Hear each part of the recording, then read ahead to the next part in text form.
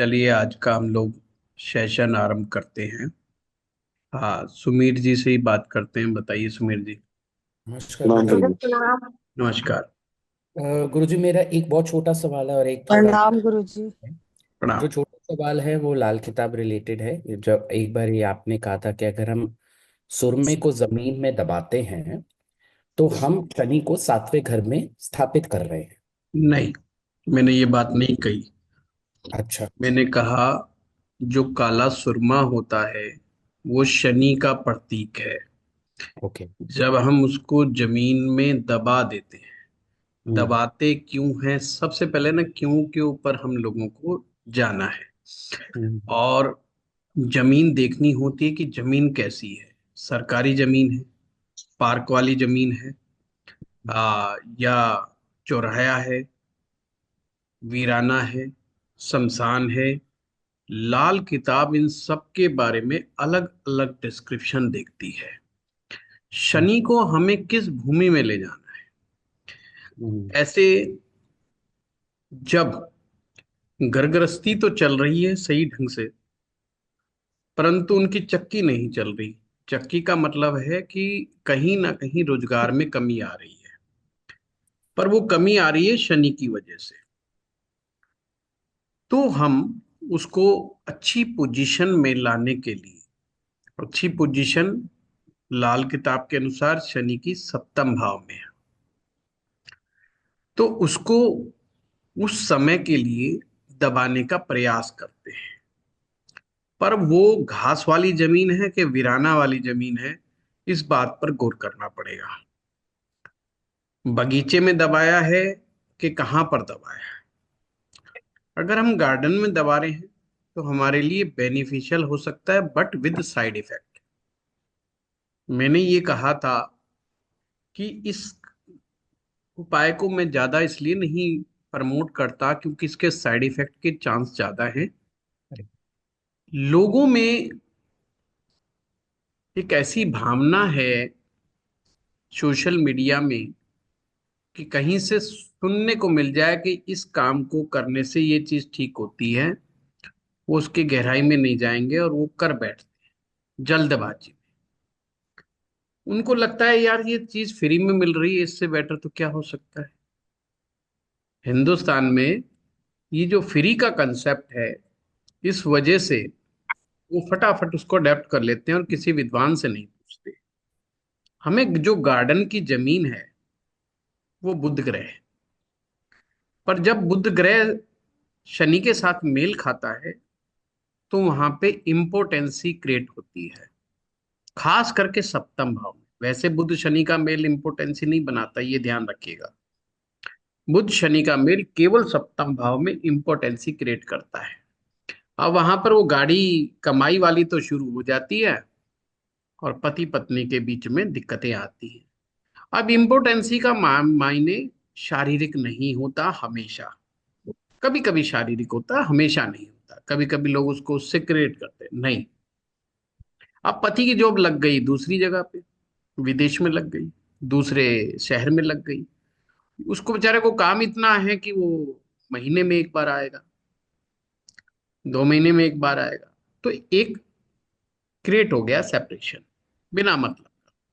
अब ये मानसिक सेपरेशन बेशक ना हो तो शारीरिक हो गया। तो इसके साइड इफेक्ट होने के चांस है। लाल किताब में जिन जिन चीजों के साइड इफेक्ट होने के चांसेस हैं उनको मैंने बोलना ही बंद कर रखा है। क्लास में भी नहीं बोलता। अगर रेफरेंस के लिए बोल भी देता हूं कि ये ऐसा है, पर मैं वहां साइड इफेक्ट के बारे में या कह देता हूं कि इसको ऐसा नहीं करना, बिना पूछे नहीं करना। करेक्ट। पर डरता इसलिए हूं, पहले तो हम क्लास में बहुत खुल के डिस्कस करते थे, चीजें रिकॉर्डिंग में नहीं होती थी और वो चीजें यूट्यूब पर नहीं जाती थी। अब हो क्या गया है कि हमारे संस्थान में हर रोज 3-4 ऐसे फोन आते हैं कि हम जो है फलाने व्यक्ति की हमने रेमेडी देखी और हमने कर दी, अब हम क्या करें। अब वो फलाना व्यक्ति कोई भी है, अब वो उसकी उससे संपर्क भी नहीं करना चाहते। अब वो चाहते हैं कि मैं उनका जवाब दूं, वो भी फ्री ऑफ कॉस्ट में जवाब दूं। तो मुझे ये देखने को मिला कि भाई मामला इतना गंभीर है, इससे बेटर है कि जो रिस्की है उपाय वो आप क्लास वालों में भी ना बोलो, क्योंकि लोगों को जितना मर्जी समझा लो, लोगों ने नहीं समझना। ओनली 10% लोग होते हैं जो लाल किताब के मर्म को समझने लायक होते हैं। 90% लोग लालचवश व पीछे भाग रहे होते हैं उपायों के। बाकी उनका उस चीज से कोई लेना देना नहीं। लाल किताब पढ़ने वालों का भी यही हाल है। लाल किताब में सूरज का उपाय हो, चंद्रमा का उपाय हो, गुरु का उपाय हो, मैक्सिमम उपाय में शनि का उपाय हो, कि मुफ्त की चीज नहीं लेनी। पर जहां मुफ्त दिखाई दिया वहीं सबसे पहले भागेंगे। तो इसका मतलब प्रवृत्ति तो वही की वही रही। Change, no change. 10% लोगों में बदलाव आता है, और मैं भी 10% लोगों के लिए लगा हुआ हूं कि ये 10% लोग ही आगे चल करके जीवन में लाभ लेते हैं या जीवन में आगे बढ़ते हैं। 90% छूट जाएंगे। पढ़ने वाले सारे ही प्यारे होते हैं, अच्छे होते हैं, बढ़िया होते हैं, बुरा इंसान कोई नहीं। सारा खेल है परिवर्तनशीलता का। कुछ लोगों में परिवर्तन की एक गुंजाइश काफी ज्यादा होती है, कुछ में बिल्कुल भी नहीं। तो लाल किताब उन लोगों के लिए है जो परिवर्तन करने में सक्षम है। जानने के लिए सक्षम वालों के लिए नहीं। ये परिवर्तन की है, लाइफ चेंजिंग बुक है। बस वो बदलना नहीं चाहते। जो बदलना नहीं चाहते, लाल किताब उनके लिए काम भी नहीं करती। भटकते रहेंगे जी, इतनी रेमेडी कर ली, कोई फायदा नहीं हुआ, 20 ज्योतिषियों को दिखा लिया, 30 ज्योतिषियों को दिखा लिया, बड़े बड़े बड़ंगे मारते रहेंगे, उसके पास चले गए, उसके पास चले गए, क्रिटिसाइज करते रहेंगे, खुद का दिमाग खराब करते रहेंगे। उनको मिलता क्या है? कुछ भी नहीं, नथिंग। अगर हम सिर्फ ग्रह की एक एक जो उसकी टर्म्स एंड कंडीशंस हैं, जो लाल किताब में बताई हैं, सिर्फ अगर उनको फॉलो कर लें तो लाल किताब चेंज कर देगी। आपका पूरा जीवन चेंज कर देगी। अब आता है कि बृहस्पति ऑक्सीजन है, हम सांस लेते हैं, उसमें सारी ऑक्सीजन थोड़ी जाती है। सारी तो ऑक्सीजन नहीं जाती, ऑक्सीजन तो थोड़ी सी होती है। पर उसके साथ बहुत सारी ऐसी चीजें भी चली जाती हैं जो ठीक नहीं होती। पर हम ऑक्सीजन को लेने के लिए भी कितना प्रयास करते हैं। क्या हम गहरे श्वास का प्रयास डेली कर रहे हैं? कुछ भी पकड़ लो, नहीं जी। बुजुर्ग हो गए हैं तो पड़ोस के मंदिर में जाना शुरू कर देते हैं कि चलो टाइम पास नहीं हो रहा तो पड़ोस के मंदिर में हो जाओ। वो इसलिए नहीं जा रहे कि वहां उनको प्रार्थना करनी है, वो इसलिए जा रहे हैं कि टाइम पास नहीं हो रहा, या क्या, चलो, या तो डर से जा रहे हैं कि साहब डर लग रहा है, बॉस ने कह दिया देख ले तू अब आगे, जॉब चेक कर ले अपनी आगे। अब डर गए हैं तो अब जा रहे हैं, भगवान बचा ले। और भगवान जैसे ही बचा लेता है तो जाना बंद। फिर पेट में दर्द, टाइम नहीं है, बिजी शेड्यूल है, सब कुछ हम लोग करना शुरू कर देते हैं। लाल किताब उन लोगों के लिए है ही नहीं। मुफ्त वालों के लिए लाल किताब नहीं। जिनमें परिवर्तन नहीं हो सकता, लाल किताब उनके लिए नहीं है। मुझे लगता है मुझे एक पॉडकास्ट ऐसा ही बनाना पड़ेगा कि भाई तुम पागलों की तरह मत भागो लाल किताब के पीछे। लाल किताब अग्नि है, नाम ही लाल है। लाल जो अग्नि रूप है, मंगल का रूप है। पास जाओगे जला देगी।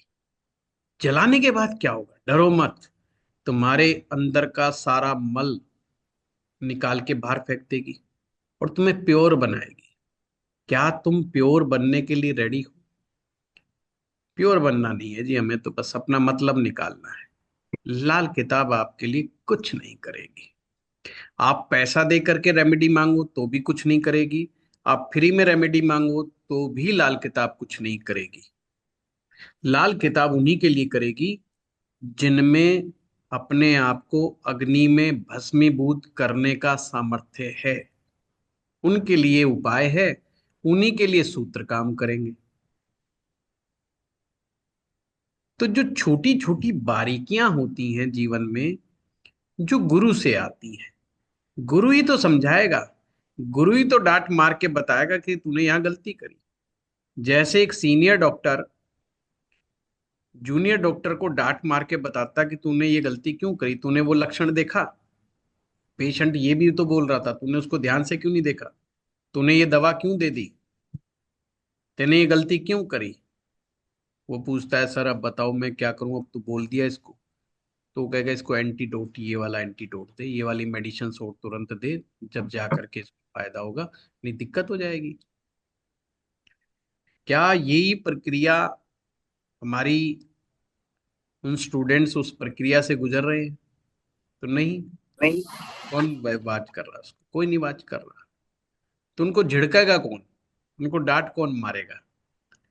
यहाँ तो क्लास में एंट्री लेने से पहले ही लोग ज्योतिषी बन जाते हैं, तो फिर उनको कौन डांटेगा? क्योंकि वो तो बहुत बड़े ज्योतिषी हैं। अब वो मुझे तो सामने कोई बोलता नहीं है, अब हमारे स्टाफ को बोलते, स्टाफ कहता है जी ये तो बहुत बड़ा न्यूमरोलॉजिस्ट है, वास्तु शास्त्री है, लाल किताब एक्सपर्ट है, इसको तो लाल किताब ही सारी आती है।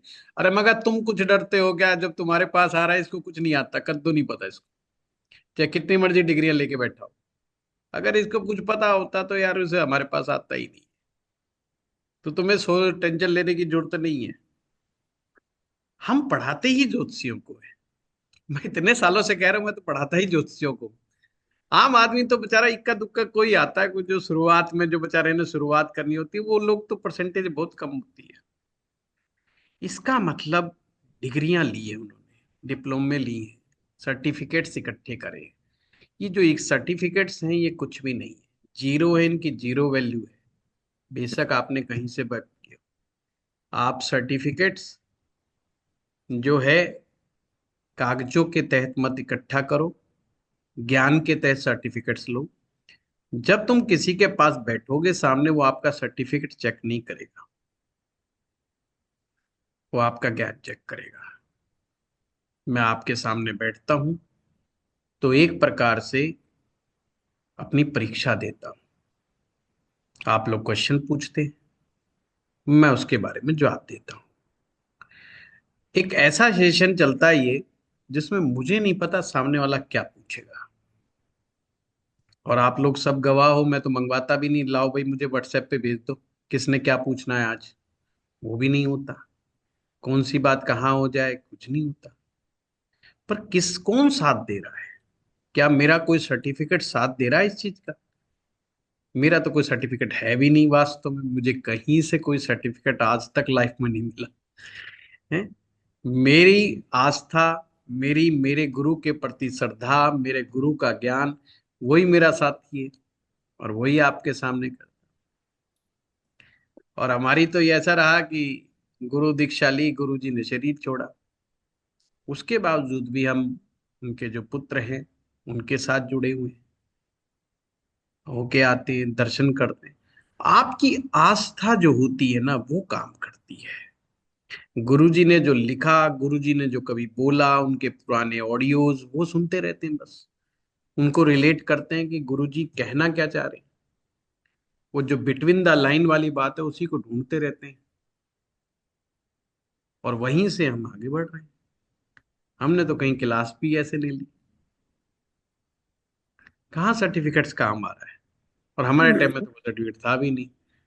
और जहाँ पे सर्टिफिकेट मिलते थे वो लोग हमारे पास आते थे पढ़ने के लिए, जहाँ सर्टिफिकेट मिलते थे उनके स्टूडेंट हमारे पास आते। इसका मतलब सर्टिफिकेट्स के पीछे मत भागो। ये जो छोटी छोटी जो चीजें हैं जहाँ हम अटक जाते हैं, जहाँ जहाँ किसी को प्रॉब्लम हो सकती है, उन प्रॉब्लम्स को कैसे सॉर्ट आउट करना है उसके पीछे भागो। अभी हमारा सेशन चल रहा है, इतने सारे लोग हैं, सेशन खत्म होने के बाद आधे भाग जाए, आधा भागना शुरू कर देंगे। प्रश्न तो पूछ लिया, हमारा तो प्रश्न हो गया ना, बात खत्म, भाग लो। तो इसका मतलब जो दूसरा प्रश्न पूछ रहा है क्या वो तुम्हारे काम नहीं आ सकता? वो भी तो क्या पता ऐसा प्रश्न पूछे जिससे तुम्हारा लाभ हो जाए। तो धैर्य नहीं है कि बस अपना हो जाए, बस भाड़ में जाए। क्या चेंज होगा, क्या परिवर्तन होगा? मुझे तो नहीं लगता कोई परिवर्तन होगा।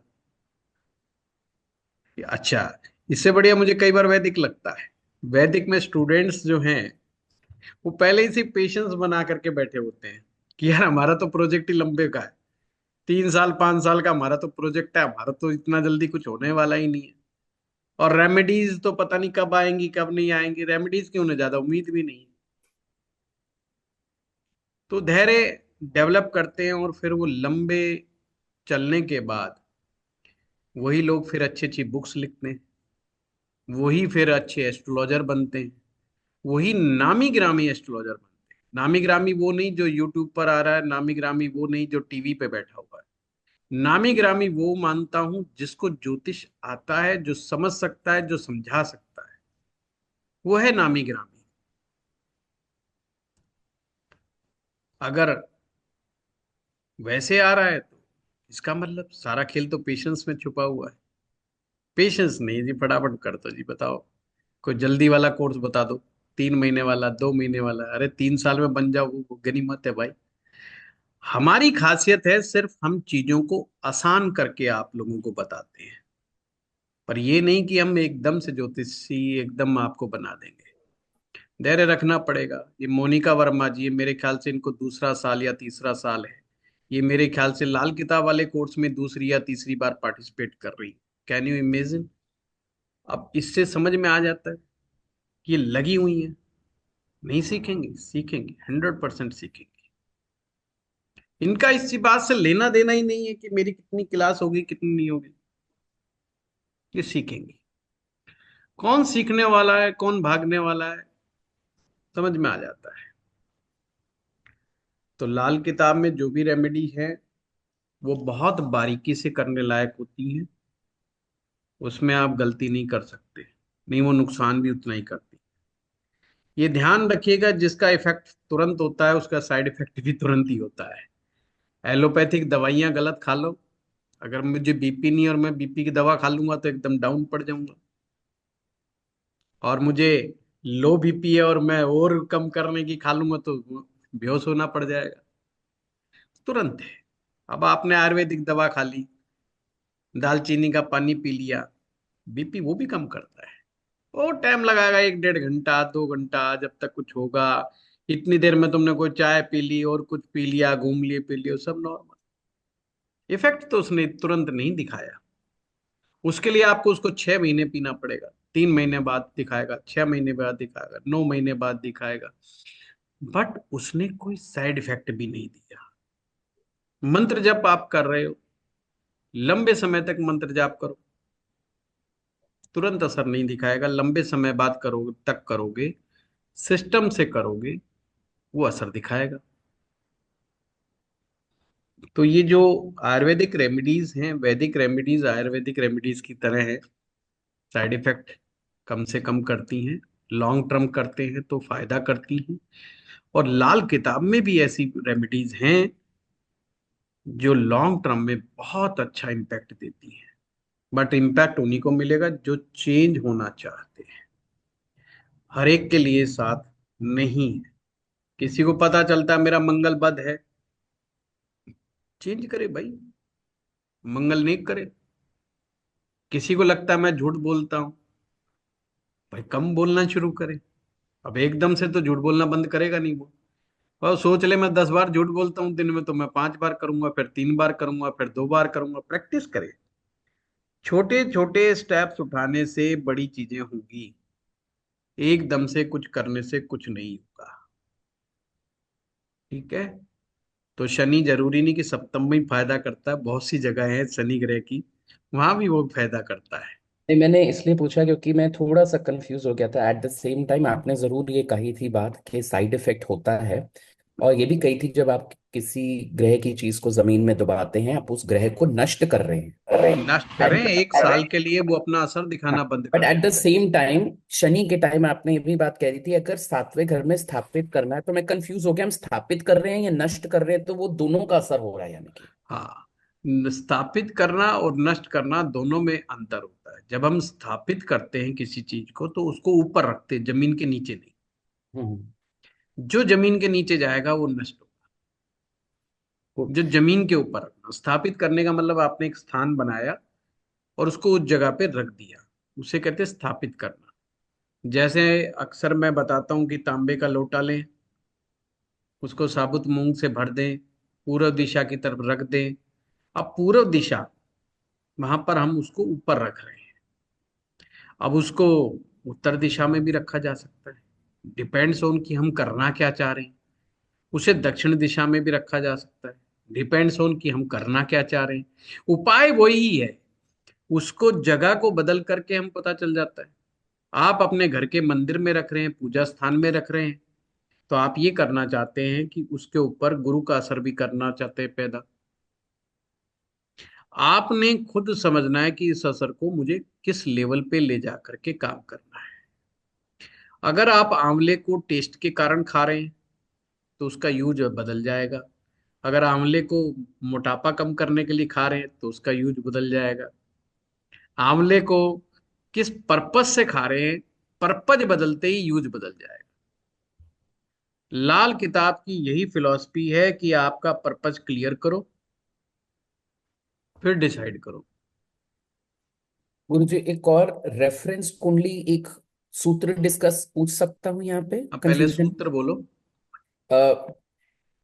मेरे सामने एक कुंडली है। मैं अपनी सोच समझ से जितना देख पा रहा हूँ, मुझे उसमें कोई नुक्स समझ नहीं आया, but at the same time वो इंसान मेंटली रिटार्डेड है, लेकिन मुझे वो सूत्र समझ नहीं आ रहा कि ये कैसे हो रहा है। क्या उम्र क्या है? अब 48 का है इंसान। तो बचपन से ही मेंटली रिटार्डेड है? बचपन से ही हाँ, ठीक है। पैदा होते उनके माँ बाप ये सोचते हैं कि ये ओपरी पराई टाइप कुछ है, but at the same time मेरे को सूत्र समझ नहीं आ रहा है ये क्यों हुआ। हम्म। तो मैं बोल सकता हूँ ग्रह। हाँ, बोली बोली।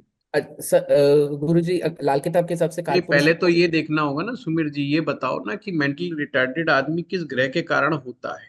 वो फैक्टर्स तो पता करो। फिर जब पता चलेगा ना कुंडली में, तो आप जब देखोगे ना। आपने कहा कि मैंने कुंडली देखी, कुंडली देख करके मुझे समझ में नहीं आया। राइट। तो मेरे ख्याल से इसके अंदर हम गुरु, सबसे पहले तो हम गुरु और बुध को ही देखेंगे, और अगर उस वो नहीं, डेल्ट। गुरु गुरु का कोई रोल नहीं है। ओके।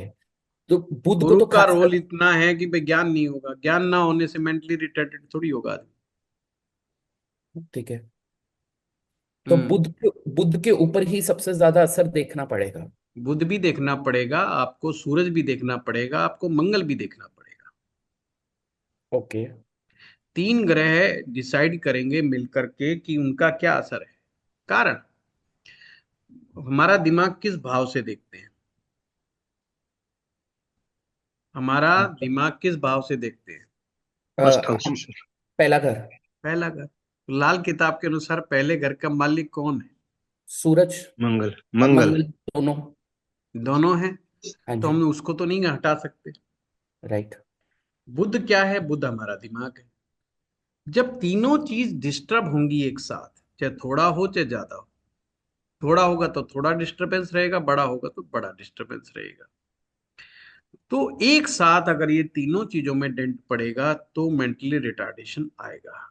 प्लस, अब प्लस में चलते रहेंगे हम थोड़ा थोड़ा। चीजों को बिगाड़ेगा कौन? बिगाड़ने का काम है शनि का, बिगाड़ने का काम है राहु का। क्या ये दो ग्रह क्या रोल अदा कर रहे हैं उस कुंडली के अंदर?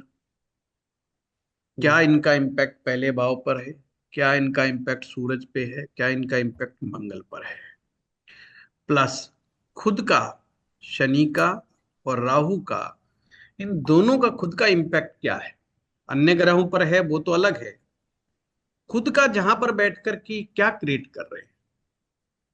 शारीरिक कमियां, शरीर में कोई चीज का सिकुड़ जाना या किसी का बढ़ जाना।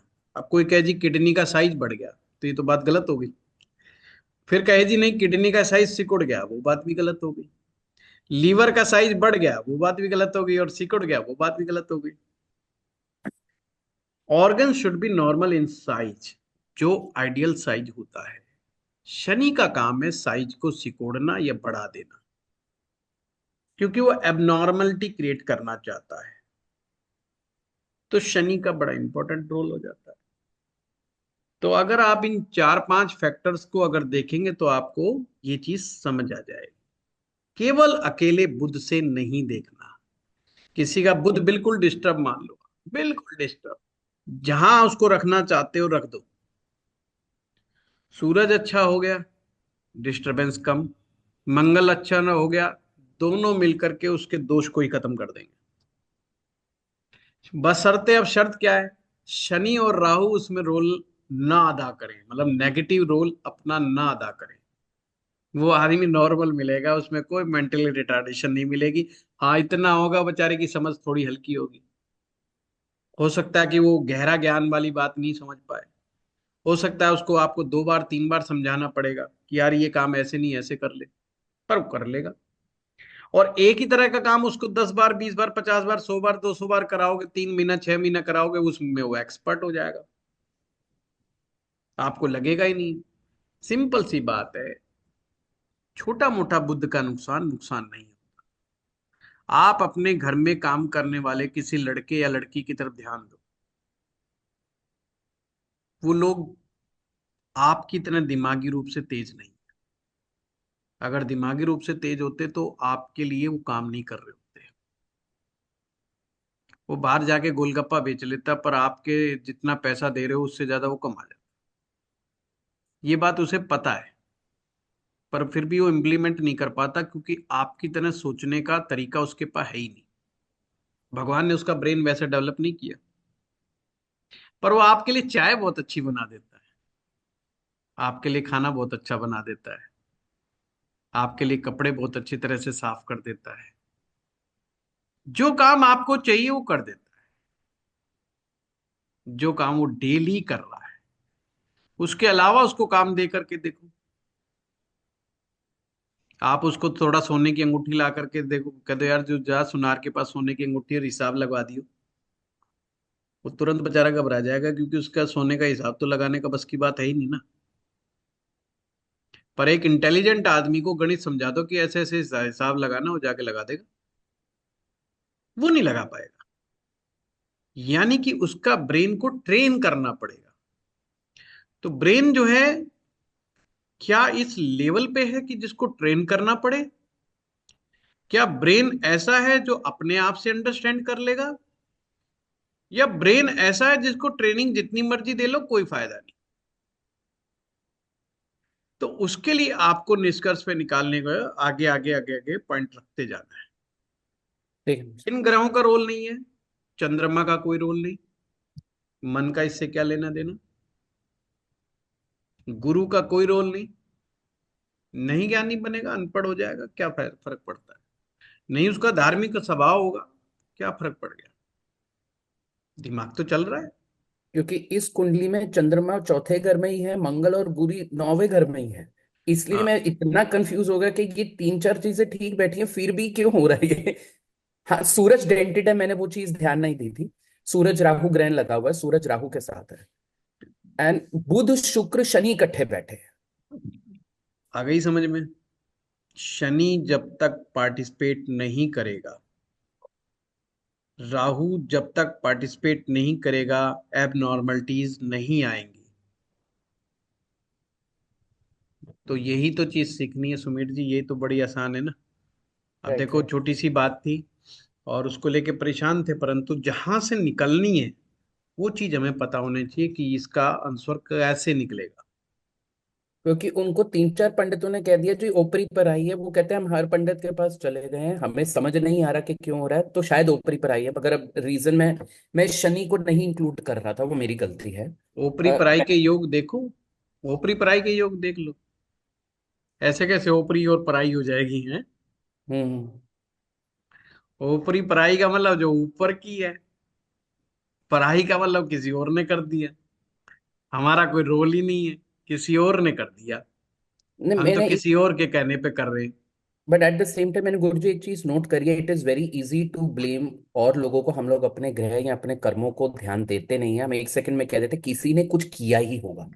तभी देखो हुआ, जी, हमारे साथ ऐसा हो नहीं सकता। देखो जी, ऐसा है, किसी के डाइजेशन की प्रॉब्लम होना, वो कहता खाना ही तू गलत खाता है, पक्का बाहर का खाता होगा। डॉक्टर क्या कहता है, पक्का बाहर का खाता होगा, वो कहता नहीं जी मैं बाहर का नहीं खाता, घर में खाता हूँ। अच्छा फिर तड़ा फड़ा खाता होगा, जी तड़ा फड़ा नहीं खाता। अच्छा तो बिस्कुट खाता है, हाँ जी खाता है ना, देख ले बाहर का खा रहा है ना। उसको अपने टिकाना है। जब भी अच्छा डॉक्टर होगा वो समझेगा कि मामला कहाँ से कहाँ तक पहुंचा हुआ है। ज्योतिषियों में जो मैंने अभी बताया, जो जल्दबाजी में है, सर्टिफिकेट एस्ट्रोलॉजर्स, इधर से करा उधर से करा, 3 महीने का कोर्स, 4 महीने का कोर्स, यहाँ से किया यहाँ से किया, 6 महीने बाद तख्ती लगा दी कि हम तो बन गए एस्ट्रोलॉजर। अब उनके पास 3 4 बड़े अच्छे अच्छे टूल हैं सामने वाले को सेट करने के। पहला टूल पितृदोष है जी। कुंडली में कुछ नहीं हो सकता जी जब तक पितृदोष नहीं सुधारोगे आप। बंदा कहेगा जी पता नहीं कैसे बुजुर्ग है, मान के नहीं दे रहे पट्टे, इतने दिन से करके दे रहा हूं, ऐसा क्या बिगाड़ दिया।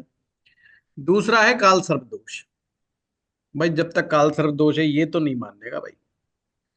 तीसरा कोई है भाई, किसी ने कुछ करवा दिया तुम्हारे ऊपर, बांध दिया तुम्हारा, नौकरी नहीं मिल रही तुम्हारी, नौकरी बांध दी, संतान नहीं हो रही, संतान बांध दी, शादी नहीं हो रही, शादी बांध दी अगले ने बिना रस्सी के।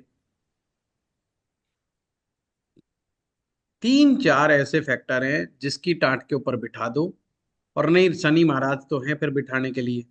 शनि चढ़ गया भाई तेरे ऊपर, शनि की दशा है, बंदा परेशान हो गया, हमारे को कहता है जी एक इतने साल का होता है ये, मैं तो 20 साल से सुन रहा हूँ शनि परेशान कर रहा है, शनि परेशान कर रहा है, ये मेरे पीछे ही क्यों पड़ गए शनिदेव। अरे भाई वो शनिदेव उसके पास था ही बेचारे के पास बिठाने के लिए, शनिदेव तो जिसके पास जा रहा था उनके पास वही थे, बिठाने के लिए वो लेते हैं, टाट पे बिठा देते हैं।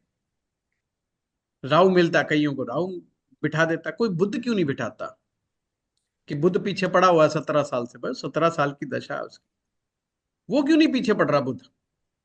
अच्छा बुध मार्केश भी हो जाए तो भी नहीं को डर रहा, बताओ। शनि से डर जाएंगे, राहु से डर जाएंगे। तो ये है, इसके पीछे सबसे बड़ा फैक्टर है अज्ञानता, इम्पेशंस, किसी सब्जेक्ट की पूरी नॉलेज ना होना के कारण हम बहाने ढूंढते हैं। अब मेंटली रिटार्डेड है तो किसी ने पक्का कुछ करा दिया होगा, ऐसा बोल देते हैं। काहे को करवाना है, उस टेक्निक का नाम तो पूछ लो ज्योतिषी से, कि बाबूजी वो जो करवाई जाती है किसी को मेंटली रिटार्डेड, 2 4 हैं हमारे देश में जिनको हम भी चाहते हैं रिटार्डेड कर दें, हम भी करवा लें उनको, एक आधा करवा दो। अच्छा उनसे पूछो तुम ढूंढ के ही ला दो ऐसा कोई आदमी करता हो तो, वो जी हम इन चक्रों में पड़ते, क्यों नहीं पड़ते। आप बता रहे तो बताओ, कोई एक आधा मिला है तुम्हें आज तक ऐसा। अच्छा कोई तंत्र में लिखा हो ऐसा कि कोई तंत्र का प्रयोग, जितने अपने आप को तांत्रिक कहते हैं इन्होंने तंत्र की पुस्तकें भी नहीं पढ़ी होती हैं। सबसे बड़ी बात, तंत्र में किए कराए का कोई लेना देना ही नहीं है। आप हैरान होंगे, पढ़ के देखो, एक बुक में नहीं लिखा तुम इसके खिलाफ ये कर दोगे तो ये हो जाएगा, एक चीज नहीं है। बट हर बात पे किया कराया है, किया कराया है। भाई ये किया कराया कौन सी पुस्तक में मिलता है, ये वही पुस्तक में मिलता है कि किए कराए की काट कैसे करे, पुस्तक का मूल्य 100 रुपए, बस स्टैंड या रेलवे स्टेशन, या हमारा वो कबाड़ी बाजार। बाकी ये पुस्तक अच्छी जगह मिलती भी नहीं है। तो ये किया कराया कौन सी पुस्तक में लिखा है, जो कि तांत्रिक ग्रंथ है, जो कि किसी ऋषि ने लिखा हो, किसी तंत्राचार्य ने लिखा हो। तंत्र में एक ही चीज लिखी है, अपने आप को प्रकृति के अधीन करके प्रकृति के साथ सामंजस्य कैसे बिठाएं, प्रकृति ने जो दिया उसको कैसे स्वीकार करें, जो नहीं दिया वो प्रकृति से कैसे मांगे। दैट्स ए तंत्र। क्रिया क्या है, जो चीज बताई गई है, वो जो स्टेप्स समझाए गए हैं उन स्टेप्स को आप स्किप नहीं कर सकते। कोई भी मंत्र जब आप स्टेप्स के अनुसार करते हो वो साधना बन जाती है, और साधना जब सिस्टमेटिक वे से करते हो वही तंत्र बन जाता है। कोई ये क्यों नहीं कहता तुम्हें मंत्र कर रखा है तुम्हारे खिलाफ, तंत्र क्यों कह देते हैं? लो, तंत्र सब कल्याण के लिए, यानी कि स्वयं के कल्याण के लिए तंत्र है। तंत्र के पीछे की जो भावना थी वो था विरोध, जो प्रकृति से सहज नहीं मिला, हम प्रकृति से कैसे मांगे, अपने आप को इस लेवल पे कैसे लेकर के आए कि प्रकृति हमें दे दे। डेट्स ए तंत्र। ये करने कराने की तो प्रक्रिया ही नहीं है। जादू टोने का कहीं स्थान नहीं है, शब्द ही नहीं है जादू टोना। तंत्र की किसी भी अच्छी पुस्तक में जादू टोना टोटका, काला जादू, पीला जादू, नीला जादू, कैसे भी का शब्द नहीं है। पढ़ के देखो। अच्छा, मंत्र की बुक में तो होगा, मंत्र की बुक में भी। मंत्र कहां से आए? ऋग्वेद से। मैक्सिमम मंत्र ऋग्वेद से।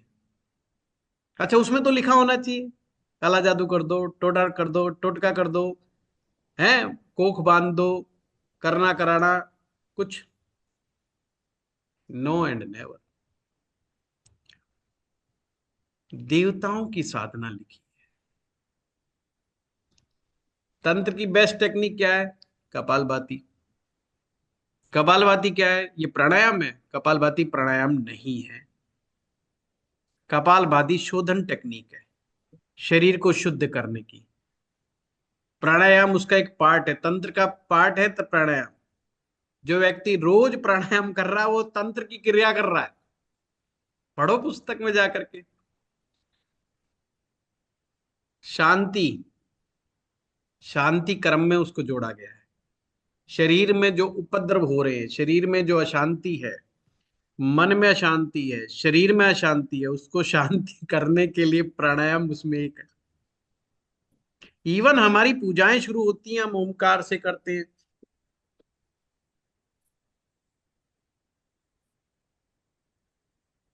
नाड़ी शुद्धि करो, अब भगवान का नाम लें। नाड़ी शोधन उसका एक पार्ट है तंत्र का। उसके अंदर ऐसी ऐसी क्रियाएं हैं, सब तंत्र का एक पार्ट है। योगिक क्रिया तंत्र का पार्ट है। अब पता नहीं है कौन कौन सी तांत्रिक पुस्तकें पढ़ के बैठे ज्योतिषी, कौन सी काली किताब, लाल किताब, नीली किताब, पीली किताब। ये हमें तो आज तक मार्केट में मिली नहीं। हाँ मिली, पर वही जो 100, इसका मूल्य 100 रुपए, किया किराया हटावे, सोतन से छुटकारा पावे, बाबा खान बंगाली के द्वारा लिखित, या फलाने के द्वारा लिखित, या उसके द्वारा रचित। कहीं पर भी ऋषि का नाम नहीं कि वशिष्ठ ऋषि ने लिखा हो, भारद्वाज ने लिखा हो, गौतम ने लिखा हो, गर्ग ने लिखा हो। कोई टोना टोटके का एक का नाम बता दो जो फलाने ऋषि ने लिखा हो। साधनाओं की अगर आप टेक्निक को समझेंगे तो उसमें प्राणायाम एक पार्ट है, और उसमें श्वास की ही टेक्निक है। अच्छा, ब्रीदिंग एक्सरसाइज, ये तंत्र की टेक्निक है। तंत्र सिखा रहा है तुम्हें ब्रीद कैसे करना है, वो बता रहा है तुम्हें जीना कैसे है। तंत्र कह रहा है सबसे पहले शरीर की शुद्धि, वो कह रहा है भाड़ में गया मंत्र मंत्र। तंत्र कह रहा है भाड़ में गया मंत्र। सबसे पहले शरीर की शुद्धि करो। अगर शरीर में शुद्धि नहीं, कोई मंत्र काम नहीं करेगा। तंत्र बस ये प्यार मोहब्बत वाली बातें नहीं करता। तंत्र की पुस्तकें ना बड़ी रफ टफ सी हैं, सीधी सीधी बात करता है। नालायकों के लिए है ही नहीं, तंत्र नालायकों के लिए है ही नहीं, तो मेहनती लोगों के लिए है। तांत्रिक बनना है तो मंगल अच्छा होना चाहिए। मंगल अच्छा नहीं है फिर कैसे करोगे, मतलब ही नहीं बनता।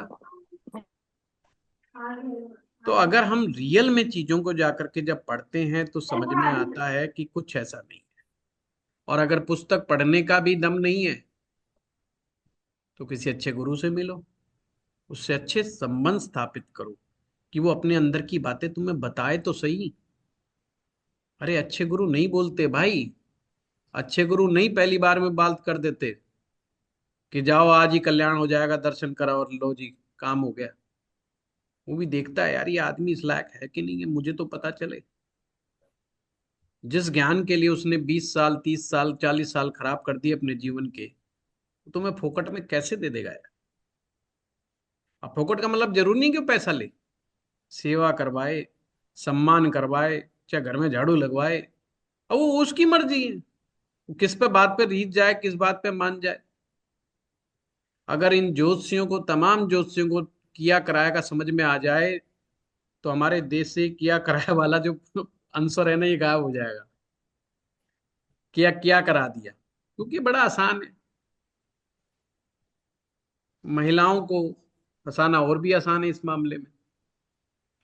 महिलाएं बेचारी इमोशनल होती हैं, घर की धुरी होती हैं, घर के बगैर तो काम चलता ही नहीं। घर को चलाने वाली महिलाएं होती हैं, इसलिए महिलाओं को घर के परिवार के बारे में किसी भी प्रकार का संकट हो, उस चीज को लेके वो सबसे ज्यादा डर जाती है। और डर के नाम पे जो मर्जी बता दो। थोड़ा सा शक्की भी होती हैं।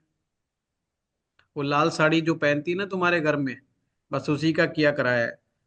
अब महिलाएं तो बदल बदल के पहनती रहती, वो किसी किसी पे अपने आप ही दिमाग से लगा लेगी, अरे फलानी है वो लाल साड़ी अक्सर पहनती है। छोटे कद वाली एक मैंने देख लिया, छोटे कद वाली, अब छोटे कद वाली बेचारी कोई तो मिल ही जाएगी। अच्छा, जिसके दांत बाहर निकले हों, एक आधा किसी का निकल ही हो जाता है। पुराने टाइम में पहले कहते थे जिसके दांत बाहर निकल रहे उसने कराया। वो पहले बेचारे डेंटिस्टों के पास कौन लड़कियों को ले जा रहा था।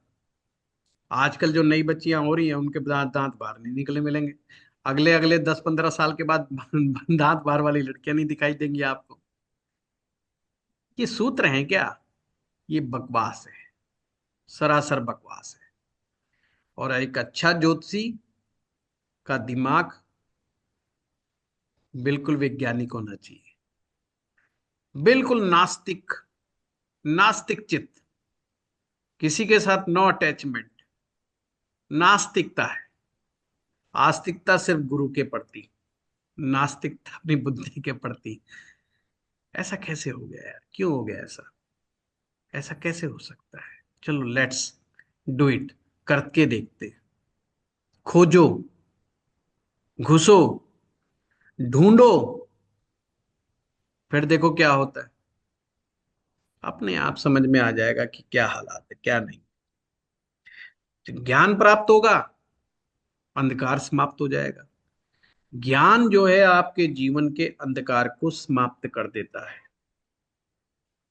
बट यही मतलब, तो थैंक यू जोर गुरु जी। देना चाहिए ज्ञान प्राप्त करने के ऊपर। ज्ञान प्राप्त होगा तो अंधकार स्वतः ही समाप्त हो जाएगा। विषय कितना भी टफ क्यों ना हो, वो अपने आप ही इजी हो जाएगा। थैंक यू गुरु जी। ठीक है, चलिए। हाँ गरिमा जी।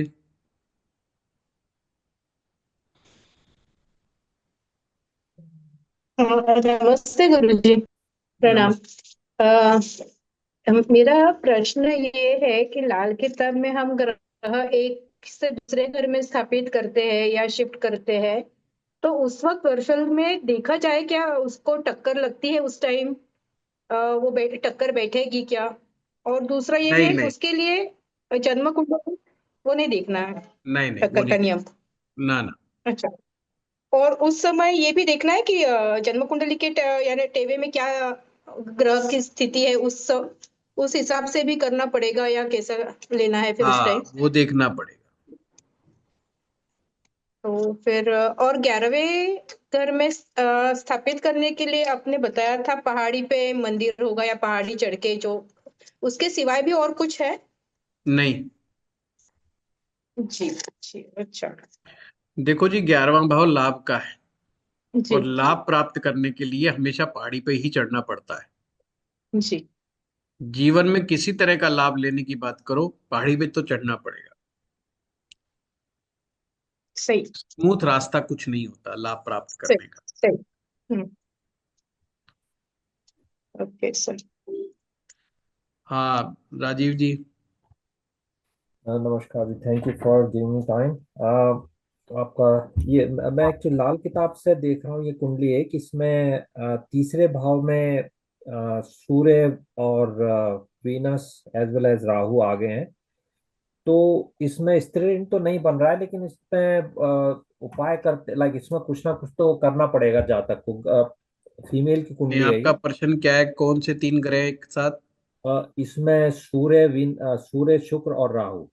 ठीक है।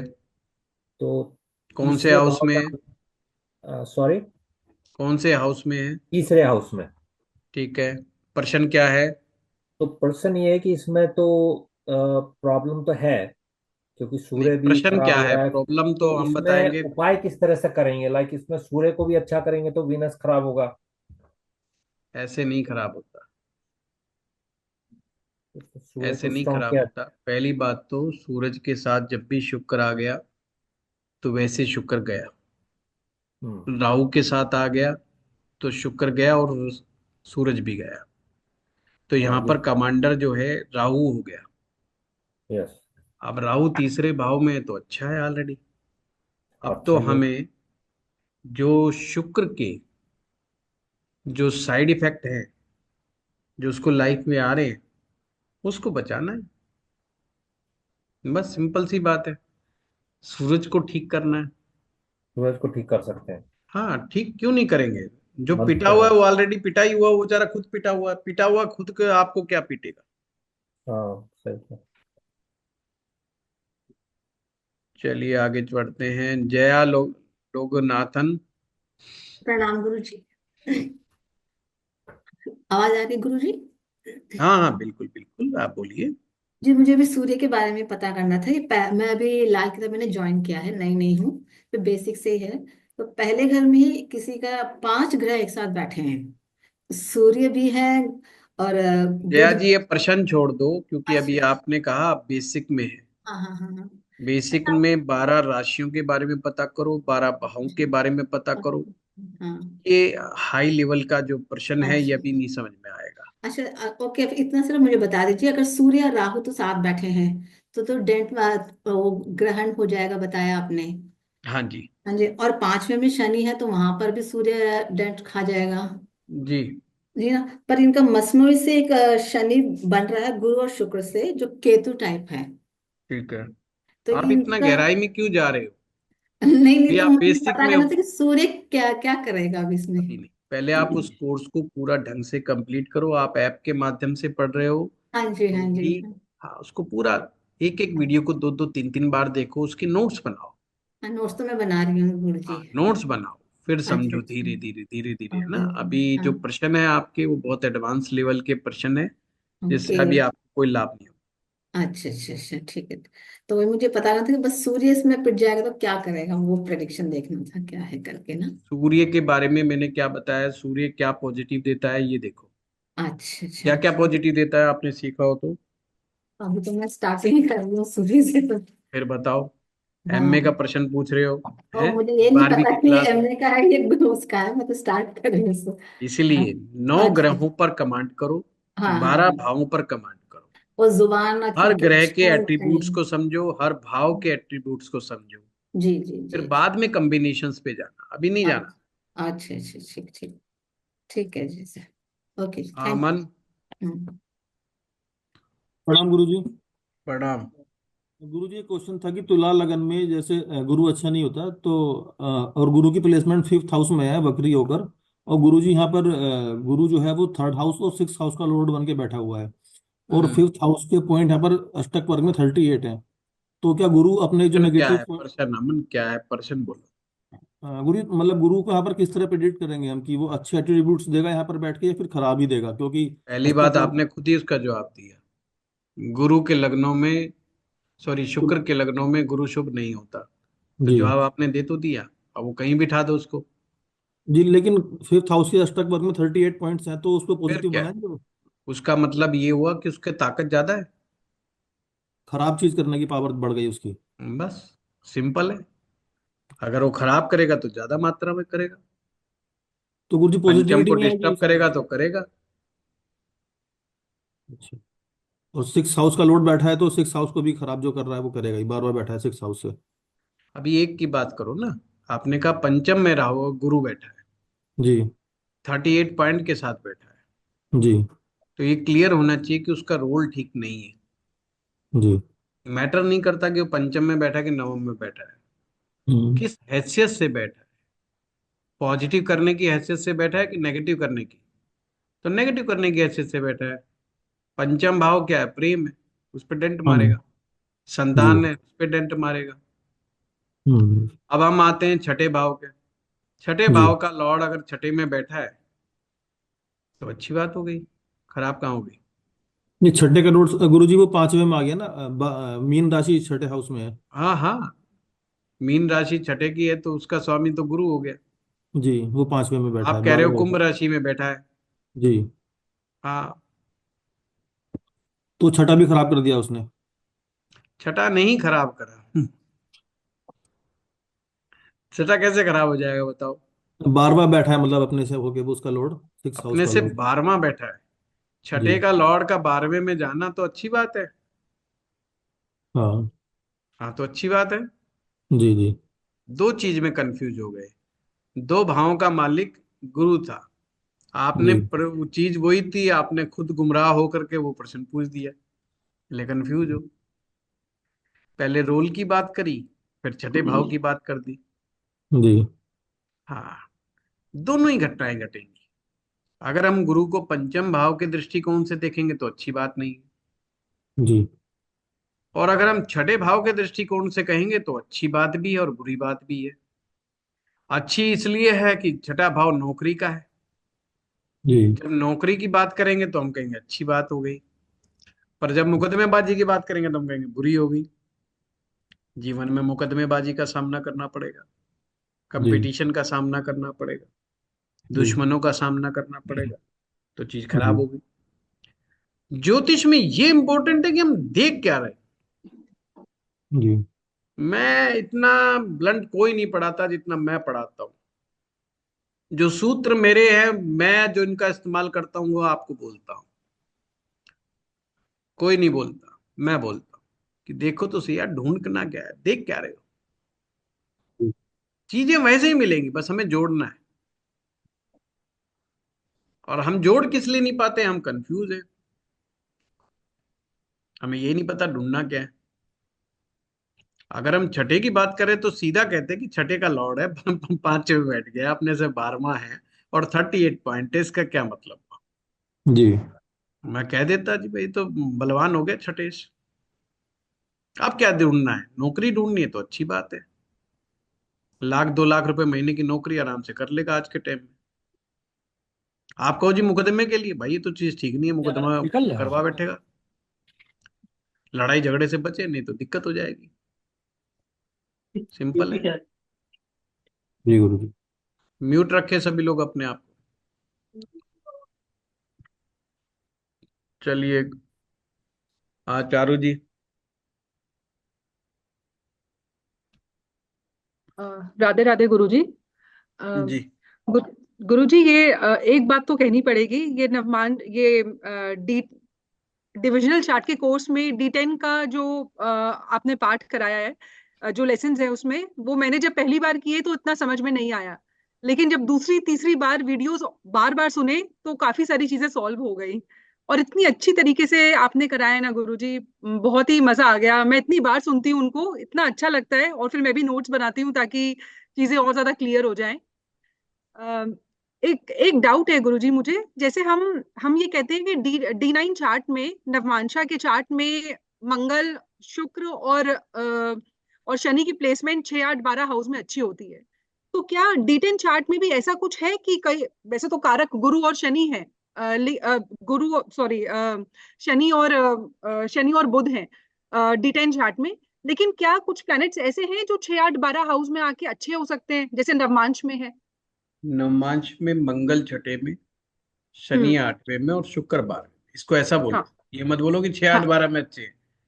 हाँ हाँ। हाँ मैंने, कल को कोई कहते जी शुक्र तो 8वें में, नहीं वो तो नहीं। बड़ा हो रहा उसका बेचारे का। अब D10 चार्ट में ऐसा नहीं। अच्छा।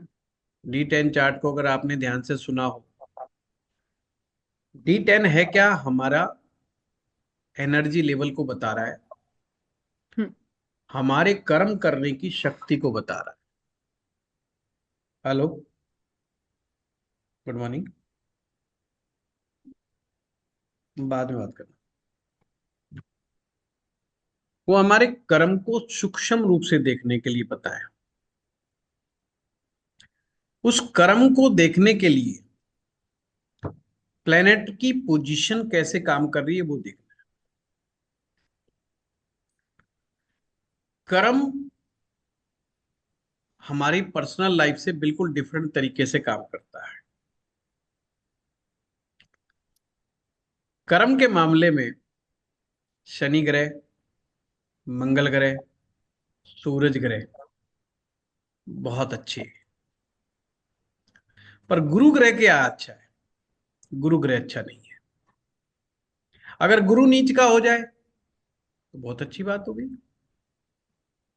गुरु भाग्य का मालिक है, उनके ज्ञान, गुरु जो है ज्ञान का मालिक है। कर्म के लिए कुशलता पूर्वक किया गया कर्म सफलता देता है। कर्म तो हम सभी कर रहे हैं, परंतु जो भी कर्म कुशलता पूर्वक, यानी with the efficiency, with the accuracy, precise level पे किया गया कर्म आपको सफलता देता है। अब सुमीर जी जो है सिंगर है, बहुत अच्छे सिंगर है, बड़े अच्छे अच्छे भजन गाते हैं, गाने गाते हैं। पर क्या मैं ऐसा कर पाऊंगा? क्या मैं ऐसा कर सकता हूं? बिल्कुल कर सकता हूं। लिरिक्स लूंगा, मैं बोलना शुरू कर दूंगा। क्या रिजल्ट होगा? वो एक्यूरेसी नहीं है, प्रिसीजन लेवल नहीं है, यानी उसमें कुशलता नहीं है। लिरिक्स तो मैं भी बोल दूंगा, बट वो कुशलता पूर्वक नहीं है। जो रिदम होनी चाहिए वो रिदम गायब है। अब कर्म तो मैंने कर दिया, सब गाना तो मैंने भी गा दिया, जो सुमीर जी ने गाया वो मैंने गा दिया। वो बात अलग है, तुम्हें पसंद आया कि नहीं आया वो तुम्हारी तुम्हारा किस्मत। मैंने कर्म कर दिया साहब। D10 कहता है नहीं भाई, ऐसे नहीं चले। जब तक जीवित तो कर्म तो करना पड़ेगा, पर तुम सफलता अगर ढूंढ रहे हो उसमें, तो उसमें कुशलता आवश्यक है। इसीलिए उसको कारक शनि क्यों कारक कहा गया? कारक इसलिए कहा गया क्योंकि टेक्निकल चीज है। और बुद्ध क्यों है वहां पे इन्वॉल्व? क्योंकि बुद्ध साइंटिफिक साइंस है, विज्ञान है। कर्म करने का भी एक सिस्टम है। आप बेसिर पैर का कर्म करोगे तो उससे कोई लाभ प्राप्त नहीं होगा। अब चंद्रमा वहां पे डिस्टर्ब हो गया D10 में, अच्छी बात है, खराब बिल्कुल नहीं है। अरे चंद्रमा का करना क्या था आपको? उस इमोशंस का करना क्या था आपको? आपको वहां पे काम है शनि से, बुध से, सूरज से और मंगल से। इन चार ग्रहों को देखो, इनकी क्या स्थिति है। बस सिंपल है। अगर कोई ग्रह 6, 8, 12 में वहां गया है, इसका मतलब वो अपने कर्म के मामले में वीक है। अगर मान लो हम ऐसा ग्रह ले जिसका इससे कोई खास संबंध नहीं है, हम शुक्र को पकड़ लेते हैं। शुक्र हमने भेज दिया जी अष्टम भाव में, क्या दिक्कत है? कोई दिक्कत नहीं है। ये काम ही नहीं है शुक्र का। नहीं, प्रेम किससे करना वहां पे, अफेयर किससे करना है? हम्म। पर एक आदमी कहता है मुझे नौकरी में अपर मैनेजमेंट में जाके बैठना है, उसके लिए दिक्कत है। व्हाइट कॉलर मैनेजमेंट शुक्र से आएगी। शुक्र से आता है। अब वो अष्टम में पड़ा है, दिक्कत हो रही है, उसको प्रॉब्लम हो रही है कि व्हाइट कॉलर मैनेजमेंट करने के लिए आपको शुक्र का बल चाहिए। तो आपको बहुत गहराई में जाना पड़ेगा। अष्टम क्या है? अष्टम वो है जिस परेशानी को आप फाइंड आउट ही नहीं कर पा रहे हो। आपके कर्म में वो प्रॉब्लम जो आपको समझ में ही नहीं आ रही है, कि दिक्कत तो आ रही है, बार बार करे यार, अड़चने आ रही है, परेशानी हो रही है, टारगेट पूरे नहीं हो रहे, अचीवमेंट्स नहीं आ रही हैं, पता नहीं चल रहा है किस कारण हो रही है। तो देखो अष्टम में क्या समस्या है, कौन सा ग्रह है। अब वो कोई भी ग्रह हो, वो आपके काम में बाधा डालेगा। अब वो काम किससे रिलेटेड है, क्या उससे रिलेटेड आपका काम है? वही ग्रह जो 8वें में खराब है अच्छा बन जाता है, जो अच्छा है वो खराब बन जाता है। डिपेंड्स ऑन आप कर क्या रहे हैं। एक ज्योतिषी के लिए, ज्योतिषी के लिए कर्म कैसा होना चाहिए, तो आपको डिफाइन करना पड़ेगा। हम्म, अब उसमें ज्ञान होना बहुत जरूरी है। अब यहां गुरु खराब हो जाए तो गड़बड़ है। तो गड़बड़ हो गया। हम्म, यानी कि वो व्यक्ति, ज्ञान क्या है, ज्ञान तो उधारी है। ज्ञान तो हमारा हमेशा उधारी होता है, अपना खुद का थोड़ी होता है। खुद का तो सिर्फ अनुभव होता है, ज्ञान तो हमेशा ही उधारी रहा है। क्या आप ऊपर से सीखने के लायक हैं?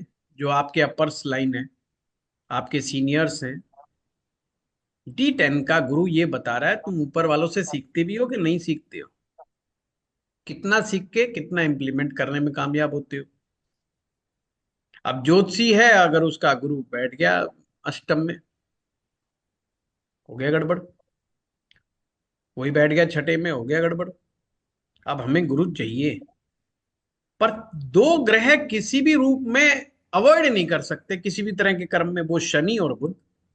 हम्म, शनि टेक्निकल है, टेक्निकल ज्ञान कराएगा, और बुध विज्ञान है, कैलकुलेशंस है, आपकी बुद्धि है। कर्म में बुद्धि लगाना जरूरी है, कर्म में एक्सपर्ट होना बहुत जरूरी है। That's it. तो उससे पता चल जाएगा, ठीक ना। ठीक है अभी गुरुजी। किसी ने लिखा कि गुरुजी बस, फलाने घर में वो ग्रह और उपाय, ऐसे थोड़ी पता लगेंगे भाई, हैं? गुरुजी बस एक चीज और, एक छोटी सी चीज और मैं पूछ रही थी।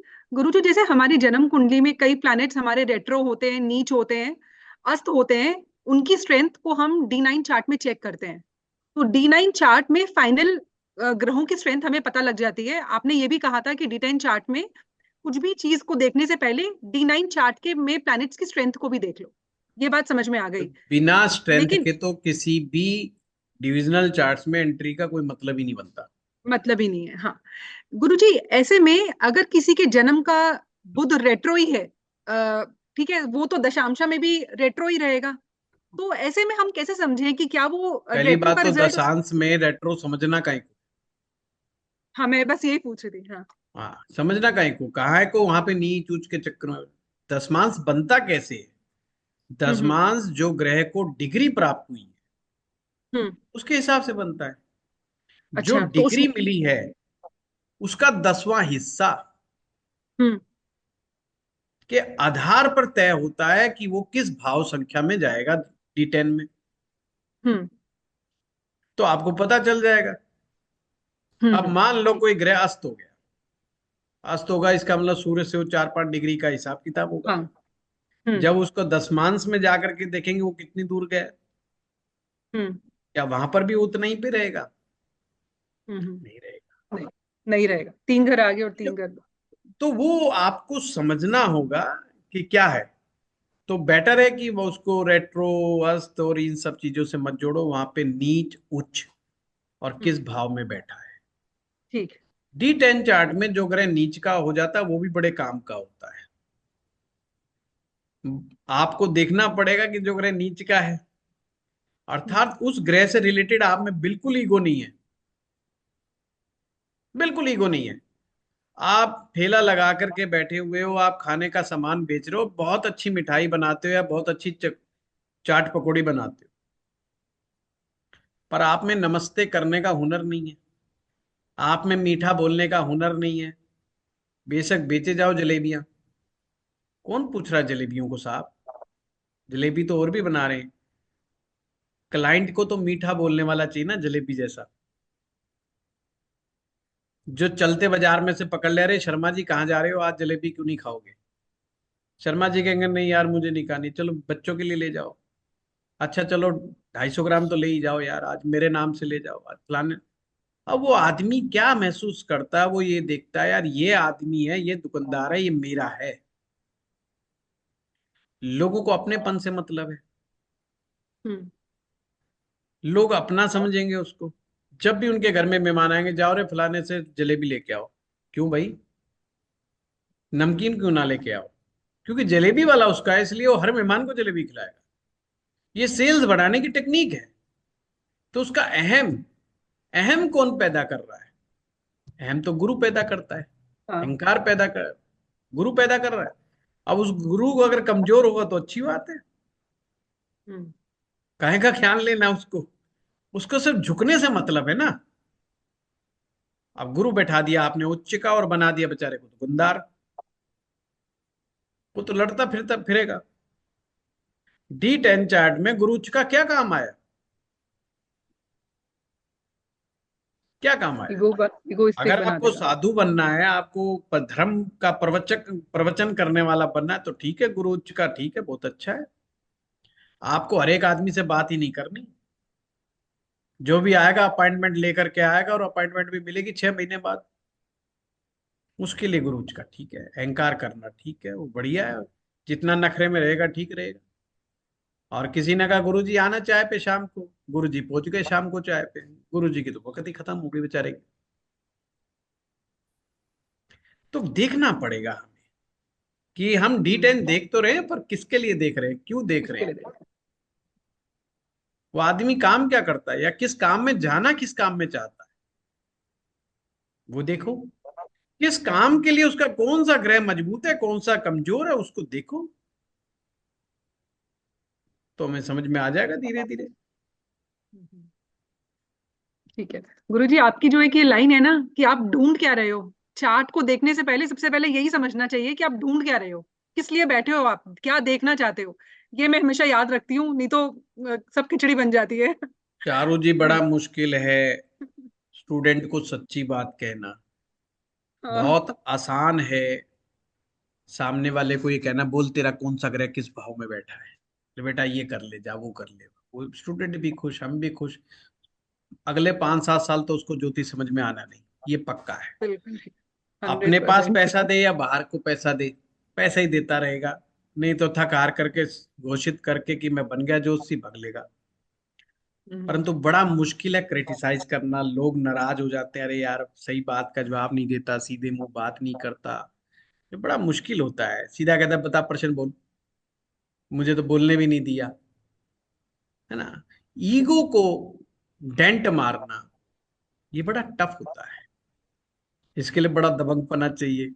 और क्लास में आए ना आए, और जाने दे, हमें नहीं परवाह। अगर हमारे यहाँ पढ़ना है तो हमारे नियम से चलना पड़ेगा। हमें ज्ञान देने की जरूरत नहीं भाई, हम खुद ज्ञानी है। हमें ज्ञान दे रहे हो तुम, हैं? हमारे पास हमारे गुरु जी हैं ज्ञान लेने के लिए, तुम्हारी आवश्यकता नहीं है। जब इस तरह का एटीट्यूड होगा तो उससे लोग नाराज तो होंगे। और नाराजगी से ना डरना, ये बड़ी बात है। आजकल पैसों की दुनिया में ये बड़ा मुश्किल हो जाता है। मीठा बोलना तो फिर भी बहुत आसान है, सच्चा सही बोलना बात और है। कड़वा बोलना अच्छा बड़ा बोलना। मुश्किल है। स्ट्रेट फॉरवर्ड बोल देना बड़ा मुश्किल है। हाँ, तो स्टूडेंट नाराज हो जाते हैं। नहीं नहीं गुरुजी, एकदम ठीक है। हम लोग सब आई थिंक बहुत और खुश हैं इतना जो भी इस इतना प्लेटफॉर्म से बता जुड़ा दूं, हुआ है। जो मेरे इन फार्मूलों को समझ जाएगा, मान जाएगा, उस फिलॉसफी पे मान जाएगा, आज नहीं तो कल, 5 साल बाद, 10 साल बाद, एक बात कहेगा, यार बंदा तो एक ही मिला, बाकी तो कुलभूषण खरबंदा थे, बंदा एक ही था। हैं? चलिए धन्यवाद। धन्यवाद गुरुजी। चलिए धन्यवाद आप सब लोगों का। हर संडे आया करो, टाइम पर आया करो, टाइम पे सर, काम किया एक करो। मेरा छोटा चलिए प्रश्न है, एक गुरु जी। फिलोसफिकल सर में। नमस्ते सर। गुरु जी। हाँ, ऐसे बहुत सारे लोगों के प्रश्न हैं। जी, एक छोटा सा है प्लीज। हाँ बोलो। आपका मैं कोर्सेज ले रहा हूँ। तो ये बात मत कहा करो मेरा कोर्स है, इस बात की तो परवाह ही नहीं करता। फायदे, अपना फायदा देख रहे हो, मेरा फायदा देख रहे हो इसमें। अरे तुम्हारा गुरु जीवन सुधरेगा, तुम्हारा फायदा होगा, मेरे ऊपर इस बात का तो एक पैसे का दबाव नहीं होता। हाँ बताओ। जी, जैसे मैं आपका वो कर्म पढ़ रहे थे ये कि वही जैसे वाली कि बात होगी, भगवान श्री कृष्ण को जाके बोला कि भगवान श्री कृष्ण देख ले अब तेरी गीता हाथ में है, देख ले अब तू क्या चाह रहा नहीं है, नहीं, गीता ये छोड़ू कि लॉजिकल गीता पकड़ू। चीज थोड़ा इस पे अपना थोड़ा इस पे आप हाँ बोलिए बोलिए, कुछ डाल जल्दी बोलिए। दीजिए दृष्टि।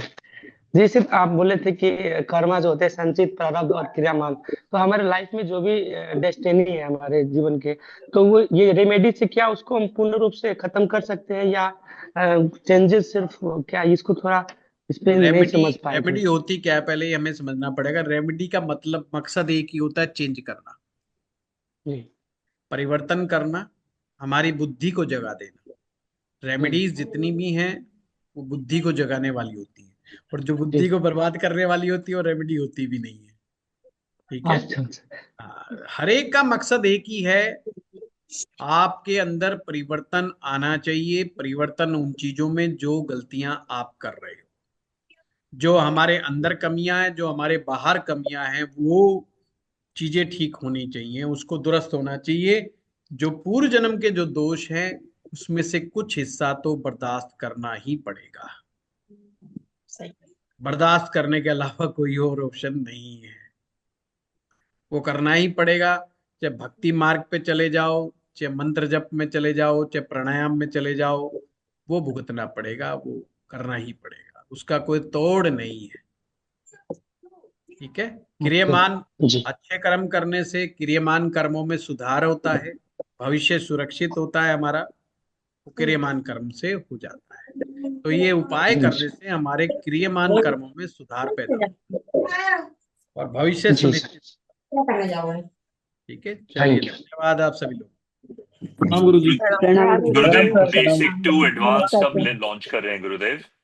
बेसिक टू एडवांस इसका वैदिक ज्योतिष का जी जी जी जब आप लोग कहोगे गुरुदेव, जब ही थोड़ा मैं कर दूं। गुरुदेव प्लीज एक छोटी सी रिक्वेस्ट है, आप जितना जल्दी हो सके चालू करें प्लीज, बिकॉज हम लोग लाल किताब खत्म कर ऑलमोस्ट खत्म होने वाली है, तो एक जो गैप जो होगा वो कंटिन्यूस नहीं हो जाएगा हमारा, एक लाल किताब तो लिटरली हम लोग हरीश वैदिक। मेरे हाथ में है, एक क्लास में खत्म कर दूं, दो में खत्म कर दूं, ये सिर्फ मेरे को जी स्टूडेंट को खुश करना है लास्ट के अंदर। तो इसलिए मैं करूं भाई, करवा लो जितना मर्जी है, कोई यूं ना कहे जी जी छूट जी। ले लो भाई।